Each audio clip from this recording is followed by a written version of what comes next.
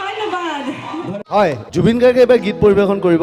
জুবিন গাৰ্গ নালাগে কিয় ক'ব নোৱাৰো নালাগে আপোনালোকে মোক পইচা দিব নালাগে জুবিন ইতিমধ্যে সাজু হৈছে নিজে কীবোৰ্ড বজাব খুজিছে আমাৰ লগত আৰু বহু শিল্পী আছে কিমান আছে কিমান আছে মানস ৰবীন আছে মানস আৰু নেকি আৰু সীমান্ত শেখৰ আহি ওলাইছে আৰু বৰণ বিকাশ আছে আৰু বিদ্যাসাগৰ আৰু জুবিন গাৰ্গে এতিয়া নিজে অতি সুন্দৰ গীত আমাৰ আগত পৰিৱেশন কৰিব।